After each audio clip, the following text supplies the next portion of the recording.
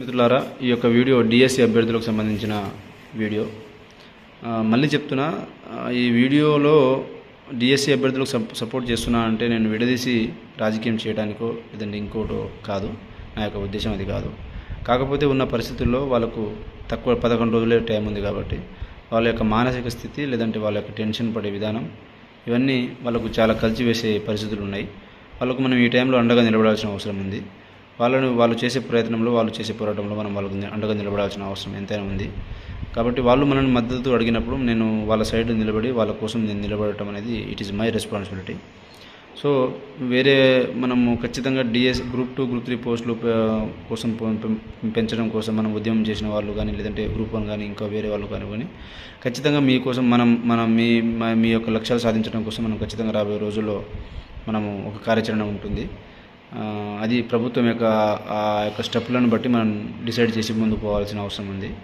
ఇప్పుడైతే మనము డిఎస్సి అభ్యర్థుల యొక్క పరిస్థితులను, వాళ్ళ యొక్క టైం లిమిట్ని చూసుకొని మనం వాళ్ళని సపోర్ట్ చేయాల్సిన అవసరం ఎంతైనా ఉంది. కాబట్టి వాళ్ళ కోసం ఈ యొక్క వీడియో చేస్తున్నా. మిత్రులారా, డిఎస్సి మిత్రులారా, మీరు చేయబోయే రేపు విద్యాశాఖ ముట్టడికి నా యొక్క సంపూర్ణమైన మద్దతు ఉంది. మీరు గ్రూపుల్లో పెట్టినటువంటి కామెంట్ల ప్రకారంగా వచ్చిన ఫీడ్బ్యాక్ ఏంటంటే రేపు మనం చేయటం అనేది కరెక్ట్. కాబట్టి ఈ యొక్క మెసేజ్ని మీరు అన్ని గ్రూపుల్లో, అన్ని జిల్లాల్లో, గ్రామాల్లో, పట్టణాల్లో డిఎస్సి అభ్యర్థులు ఎక్కడ ఉన్నా కూడా రేపు వాళ్ళకి ఇన్ఫర్మేషన్ చేరి ఈ రోజు కల్లా లేదంటే రేపు మార్నింగ్ కల్లా వచ్చేటట్టు ప్లాన్ చేసుకోమని చెప్పండి.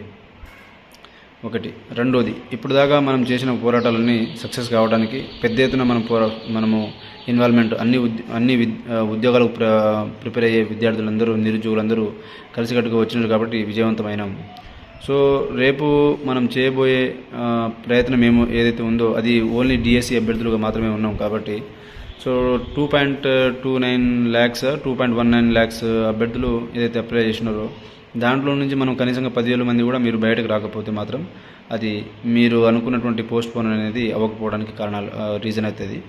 సో మీ పోస్ట్ పోన్ కావాలి అంటే మాత్రం ఖచ్చితంగా మీ యొక్క సంఖ్య బలం అనేది చూపించాలి. మీ యొక్క సంఖ్య బలంతోనే మీ యొక్క బాధని, మీ యొక్క పెయిన్ని ప్రభుత్వం దృష్టికి తీసుకొని పోయేలాగా, వాళ్ళకి తెలిసేలాగా మనం ఒత్తిడి తీసుకొచ్చే ప్రయత్నం అనేది జరగాలంటే మాత్రం మీ యొక్క సంఖ్య బలం ఉండాలి. అలా జరిగినప్పుడు, మీ యొక్క సంఖ్య పెరిగినప్పుడు ఆటోమేటిక్గా వివిధ రాజకీయ పార్టీలు, నాలాంటి మద్దతుదారులు కానీ ఇంకోరు కానీ ఎవరైనా వచ్చి మీకు సపోర్ట్గా అండగా నిలబడతారు. కాబట్టి ఒకటి, నిరాశ నిస్పృహలకు మీరు లోన్ కాకండి. బీ పాజిటివ్గా ఉండండి, ధైర్యంగా ఉండండి. ఖచ్చితంగా మనము ఈ ఇష్యూస్ని మీరు జూలై 17వ తారీఖు వరకు మీ ఎగ్జామ్ పోస్ట్ పోన్ కావాలని చెప్పేసి ఏ ప్లాట్ఫామ్లో దొరికినా కూడా, ఏ వేదిక దొరికినా కూడా నేను మీకు ప్రభుత్వం మీద ఒత్తిడి తీసుకొచ్చే ప్రయత్నమే చేస్తా. అది దాంట్లో ఎటువంటి సందేహం లేదు. కాబట్టి ధైర్యంగా ఉండండి, ధైర్యంగా ఉందాం. నేను గత 4 రోజులుగా అన్నమే తినకుండా ఓన్లీ ఇడ్లీ తినుకుంటూ జ్యూస్ తాగుకుంటూ మీకోసం నిలబడాలని చెప్పేసి ఒక ఆలోచనతో నేనే ఇంత ధైర్యంగా ఉన్నా. నేను మీకోసం పోరాటం చేయాలని చెప్పేసి. అలాంటిది మీకోసం మీరు ఎంత ధైర్యంగా ఉండాలి. మీరు ధైర్యంగా ఉండాలి. మనం పోరాడితే ఏదైనా సక్సెస్ అవుతుంది. ఇది ఎక్కడ మనం ఎవరిని కొట్టడానికో, తిట్టడానికో లేదంటే ర్యాష్గా మాట్లాడడానికో కాదు. ఇది కేవలం పోరాటం అంటే ఏం లేదు. మన యొక్క టైం పెట్టాలి, మనం అక్కడ వచ్చి కూర్చోవాలి లేదంటే నిలబడాలి. మనం నిలబడి మన యొక్క పెయిన్ని, మన యొక్క బాధని మనం ఎక్కువ సంఖ్యలో మనం చూపించుకోవాలి. 10 మందితో చేసే పోరాటం, 100 మందితో చేసే పోరాటం, 10 లక్షలతో 10,000 మందితో చేసే పోరాటం అనేది డిఫరెంట్ ఉంటుంది. కాబట్టి మనం ఆ రకమైనటువంటి ఒత్తిడిని తీసుకుపోయి ప్రభుత్వం మీద ఒక ఒత్తిడి తీసుకుపోయి ఖచ్చితంగా డిఎస్సి పోస్ట్ పోన్ కావాలని మనం అడగాల్సిందే. కాబట్టి డిఎస్సి అభ్యర్థులారా, మీరు ప్రతి 50 మందికి ఒక టీం ఫామ్ అవ్వండి. అందరినీ కోఆర్డినేట్ చేసుకోండి. మీరు ఒక ప్రతి 50 మందికి లీడ్ తీసుకొని మనం రేపు ఏ టైంకి ఎక్కడి నుంచి ఎట్లా రావాలనేది మీకు ఎట్లా కన్వీనియంట్, 50 మందికి మీరు ఎట్లా కన్వీనియంట్ ఉంటే అట్లా. కానీ ప్లేస్ మాత్రం విద్యాశాఖ ముట్టడి అనుకున్నప్పుడు విద్యాశాఖ ముట్టడి అనుకుంటున్నాం. విద్యాశాఖ ముట్టడి అని ఫిక్స్ అయిపోండి. అక్కడికే వద్దాం. అది మీరు ఎట్లా ఆ 50 మంది, ఒక్కొక్క 50 మంది ఎక్కడి నుంచి ఎట్లా వస్తారనేది మీరు డిసైడ్ చేసుకోరి. కాకపోతే చెప్పిన టైంకి మాత్రం ఒకటేసారి అన్ని దిక్కుల నుంచి ఒకటేసారి మనము 50 మంది ఇటు 50 మంది అటు 50 మంది ఒకటేసారి మనం దిగినామంటే ఎవరిని కంట్రోల్ చేయలేరు. కాబట్టి అట్లాంటి మనం చేసే రేపు అటాక్ అనేది చాలా షాకింగ్గా ఉండాలి. ప్రభుత్వము ఊహించని రీతిలో మన యొక్క అటాక్ అనేది ఉండాలనేది మన యొక్క స్ట్రాటజీలో ఒక భాగం. ఇది ఏమైనా అల్టిమేట్గా అంతిమంగా ప్రభుత్వం ఇక్కడ నుంచి, ఈ యొక్క ప్లాట్ఫామ్ నుంచి ప్రభుత్వాన్ని కూడా నేను విన్నవించుకుంటుంది ఏంటంటే, మీరు డిఎస్సి 25,000 పోస్టులు పెంచకపోవడం అనేది పక్కన పెట్టండి.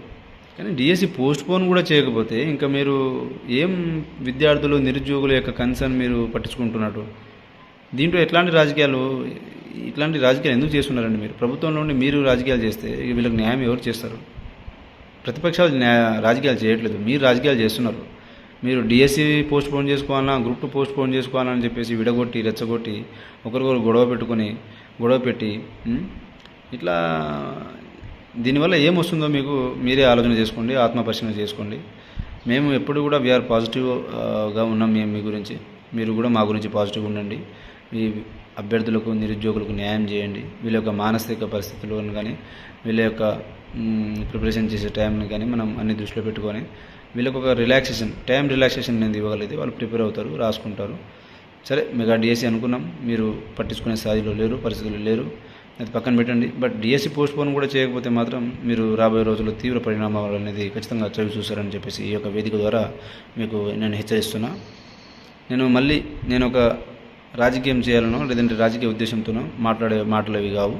కాకపోతే నేను మీకు మిమ్మల్ని రిక్వెస్ట్ చేస్తున్నా, దీని మీద మీరు పరిశీలించండి.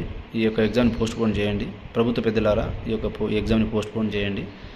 మీరు ఆలోచన చేయండి. పాజిటివ్గా ఉంటారని ఆశిస్తూ జై తెలంగాణ, జై హింద్.